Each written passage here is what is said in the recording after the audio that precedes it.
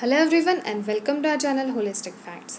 आज के हमारे प्रीलिम्स प्राइम वीडियो की सीरीज़ में हम आपके लिए एक और रिपोर्ट लेकर आए हैं जिसका नाम है क्यूएस वर्ल्ड यूनिवर्सिटी रैंकिंग्स। ठीक है, वर्ल्ड यूनिवर्सिटीज़ को ये रैंक करता है इंस्टीट्यूशन, एक ब्रिटिश इंस्टीट्यूशन है। हम इसे आगे डिटेल में देखेंगे।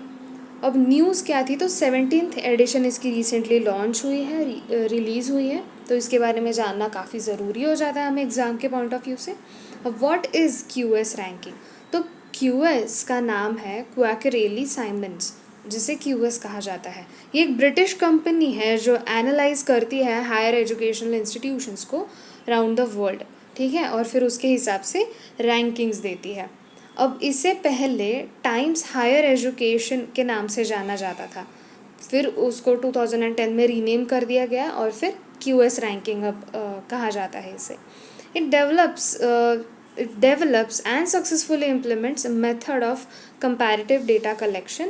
अब ये सारी यूनिवर्सिटीज़ को कंपेयर करता है और फिर उसके हिसाब से कई सारे पैरामीटर्स है, 6 पैरामीटर्स है, आगे देखेंगे हम। तो उसके हिसाब से वर्ल्ड यूनिवर्सिटीज़ को रैंक करता है ताकि स्टूडेंट्स को या फिर गवर्नमेंट्स को पता चले कि हम कहाँ स्टैंड करते हैं। अब जैसे स्टूडेंट्स को पता चलेगा कि हाँ, मुझे कहाँ जाना है, कितने मार्क्स लेकर आने हैं, और उनके बारे में सारी इन्फॉर्मेशन ये रैंकिंग प्रोवाइड करती है। ठीक है, अब यहाँ पे 6 पैरामीटर्स हैं और उनका वेटेज है। अब जैसे कि आपको पता था कि 2019 के प्रीलिम्स के एग्ज़ाम में ईज़ ऑफ डूइंग बिजनेस जो था उसके पैरामीटर्स पूछे गए थे, तो इसीलिए ये जो पॉइंट है हमारे लिए थोड़ा सा अब इम्पॉर्टेंट हो जाता है। इसके पहले ऐसा ट्रेंड नहीं देखा गया था, पर अब यूपीएससी ऐसा भी करने लगी है, तो हमें भी प्रिपेयर्ड रहना है।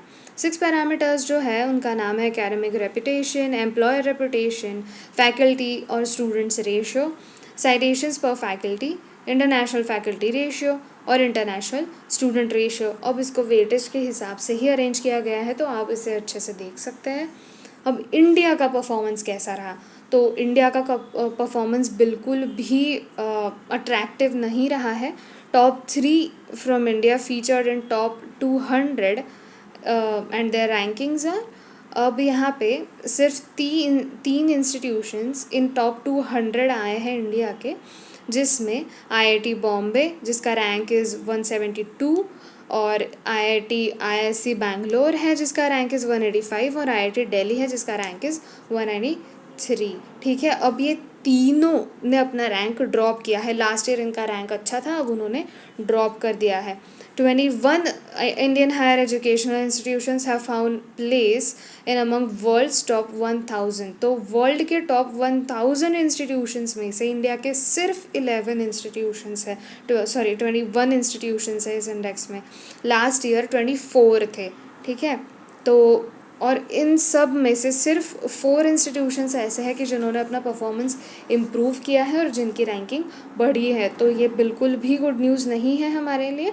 Indian higher educational institutions perform strongly in research quality, research की क्वालिटी में हमारा रिजल्ट काफ़ी अच्छा है, तो they fail to increase their academic standing. Academic standing बिल्कुल अच्छी नहीं है। फैकल्टी के हिसाब से देखा जाए तो बहुत प्रॉब्लम्स है, टीचर्स की कैपेसिटी कम है, लेवल ऑफ इंटरनेशनलाइजेशन काफ़ी कम है, और ग्लोबल कंपटीटर्स के अगर हम ग्लोबल लेवल पे देखेंगे तो ये चीज़ें बिल्कुल भी सही तरीके से इंडिया को रिप्रेजेंट नहीं करती है। अब यहाँ पे Indian institutions got 0 score on ratio of international faculty and students. तो इंटरनेशनल फैकल्टी और स्टूडेंट्स के हिसाब से अगर देखा जाए तो हमारा स्कोर 0 था। इसमें इम्प्रूवमेंट तो कुछ भी नहीं है, और फैकल्टी भी काफ़ी निग्लिजिबल अमाउंट में है। This is because India counts only full time faculty. अब यहाँ पे ये छोटा सा लूप होल है। अब इंडिया सिर्फ फुल टाइम जो फैकल्टी है सिर्फ उन्हीं को काउंट करती है, इसीलिए ऐसा कहा गया है कि जो फैकल्टी टीचिंग कैपेसिटी वगैरह है इसमें इंडिया की रैंकिंग घटी है। और जबकि एज़ कम्पेयर टू यूएसए, वहाँ पे पीएचडी स्टूडेंट्स को भी काउंट किया जाता है हुआ टीचिंग, और रिसर्च में अगर असिस्टेंट भी है तो उन्हें भी काउंट किया जाता है। तो एक ये छोटा सा लूप होल है, this is not that important.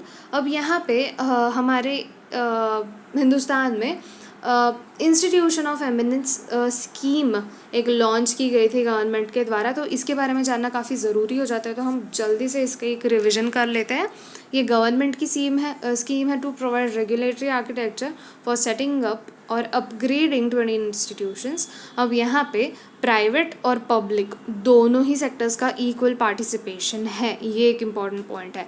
10 private sector के होंगे और 10 पब्लिक सेक्टर के इंस्टीट्यूशंस होंगे as world class teaching and research institutions called institutions of eminence. तो इसीलिए यहाँ पे टीचिंग में भी वो अच्छे होंगे और फिर रिसर्च की भी बहुत अच्छी फैसिलिटी होगी वहाँ पे।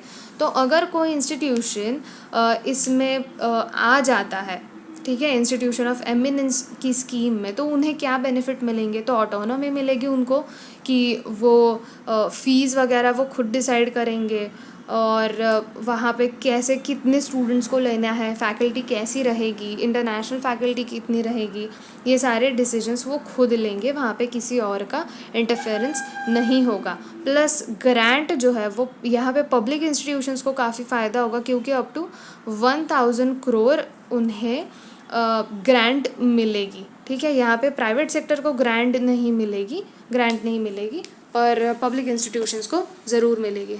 तो इतना ही टॉपिक था और इसे ज़रूर ध्यान से पढ़िएगा, and please do like share and subscribe to our channel holistic facts. Thank you.